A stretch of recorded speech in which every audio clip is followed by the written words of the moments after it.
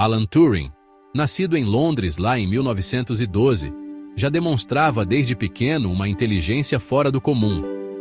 Pensem só, ainda criança, ele já era fascinado por matemática e lógica. Começou seus estudos em Sherborne, um internato tradicional inglês, tipo aqueles que a gente vê em filme, sabe?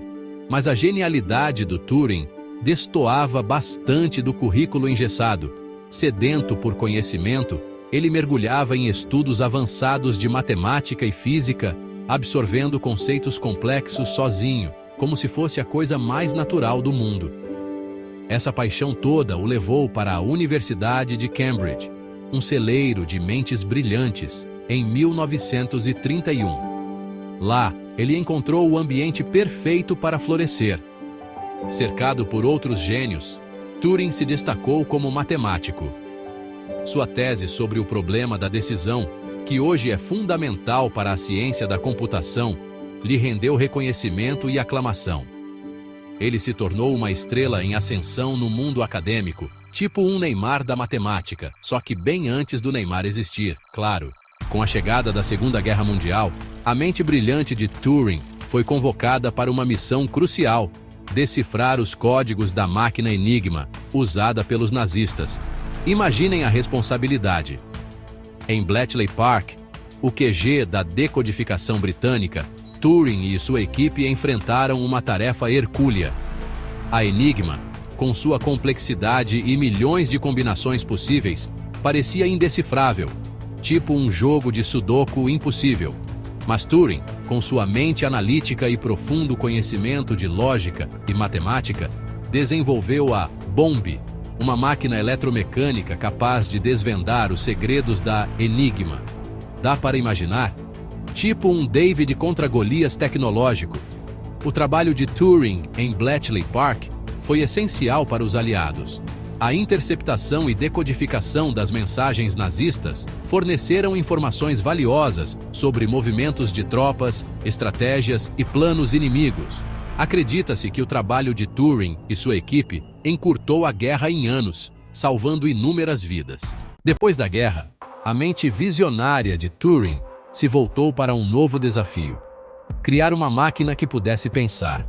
Em 1936, ele propôs o conceito da máquina de Turing, um dispositivo teórico que, apesar de simples, poderia executar qualquer tarefa computacional. Essa ideia revolucionária foi a base para o desenvolvimento do computador moderno, aquele que a gente usa todo dia. Turing acreditava que a inteligência não era exclusiva dos humanos e que poderia ser replicada por máquinas.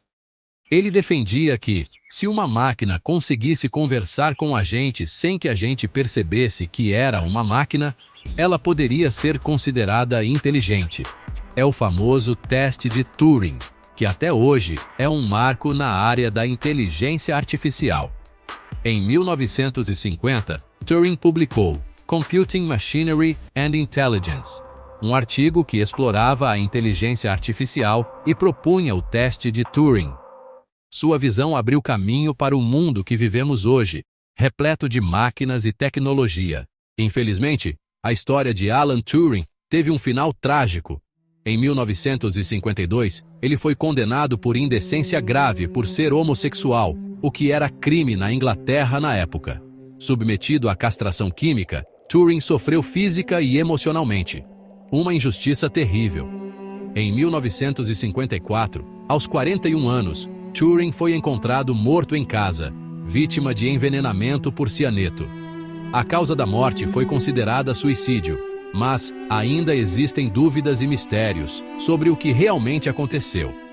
Décadas depois de sua morte, o trabalho pioneiro de Turing e sua contribuição para a vitória na Segunda Guerra Mundial foram finalmente reconhecidos. Em 2009, o governo britânico pediu desculpas oficialmente pela forma como ele foi tratado. Já pensou? Uma injustiça histórica. O legado de Turing, como o pai da computação e herói de guerra, continua a inspirar gerações de cientistas, matemáticos e defensores dos direitos LGBTQ+. Uma história de genialidade, coragem e, infelizmente, muita tristeza.